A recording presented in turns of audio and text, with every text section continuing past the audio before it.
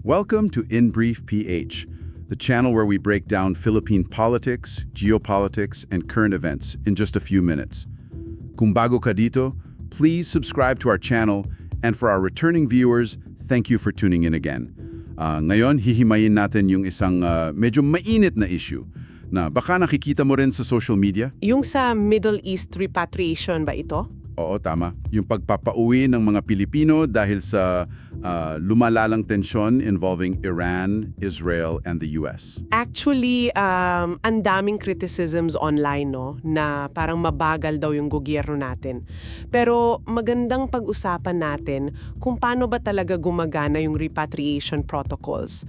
Kasi the reality on the ground is totally different. Correct. Kasi unang naisip natin agad, pag may gulo, dapat unahin pauwiin ang mga OFWs. Right, but looking at the actual data, hindi ganon. Ang unang inilikas ay yung mga stranded Filipino citizens natin. Yung mga tourists? Exactly. Tourists, transit passengers, o yung mga na-cancel ng flights.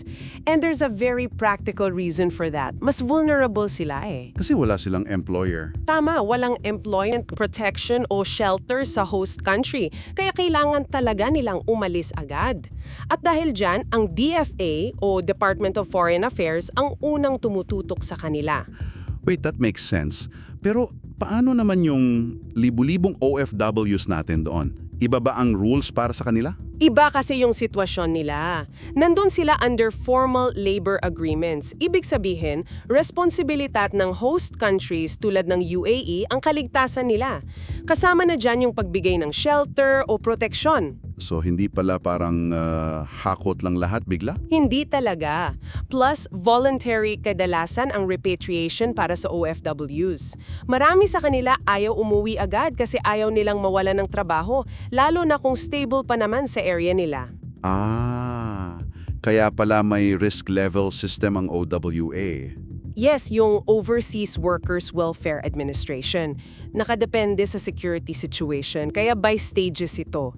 Level 4 is the highest danger. Ito yung sa Gaza, Yemen at Syria, no? Tama, immediate evacuation yan. Tapos level 3 is elevated risk para sa places like Lebanon and Iraq. Tapos level 2 yung sa UAE. Correct. Monitoring stage pa lang. Hindi kailangan ng immediate repatriation unless the situation deteriorates significantly. Pero kahit monitoring stage lang, tuloy-tuloy pa rin ang operations, di ba?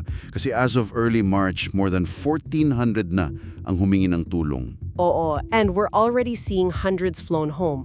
For example, yung Emirates flights EK336 and EK334 from Dubai. Yeah. From March 5 to 8 yan. May nabasa rin ako na 11 OFWs from Iran na inilikas by land papuntang Turkey. Meron din yung transit evacuation sa Jordan ng 82 tourists na nire-route sa iba't ibang bansa. At ang maganda dito, libre lahat ng government-led repatriation flights na ito. Walang babayaran. Wala. Ginagamit ng gobyerno ang emergency funds. Kaya hindi kailangan maglabas ng pera ng mga Pilipino unlike sa ibang bansa na required ang citizens magbayad upfront. Galing. If you think about it, this is where diplomacy really pays off. Hindi lang siya about sending planes. Kasi earlier this year, bumisita si PBBM sa UAE. Yes, para sa Comprehensive Economic Partnership Agreement o CEPA. Which is a massive trade deal. It is. At ang strengthened relationship na nagmula sa economic deal na yan ay nagbunga ng malaking goodwill.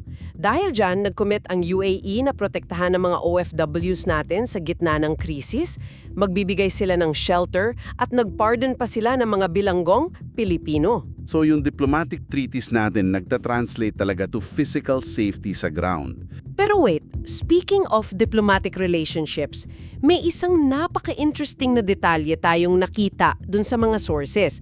Bago ibigay ng UAE itong mga pabor at assurances para sa mga Pilipino, napabalita na nag-present si President Marcos ng isang napakahalaga at symbolic na diplomatic gift sa UAE leadership. Oo, isang gesture of goodwill na napaka-valuable daw. Kaya mapapaisip ka talaga eh. Para sa iyo na nakikinig sa atin na yon, ano kaya yung regalong iyon? Nakaka-curious nga kung ano yung bagay na yun. Kasi minsan itong mga tahimik na diplomatic gestures, sila yung nagiging susi sa malalim na kooperasyon, lalo na sa oras ng krisis. Totoo yan. Isipin mo na lang kung paano yung simpleng regalo at maayos na diplomasya ay nagiging lifeline para sa kaligtasan ng mga kababayan natin abroad.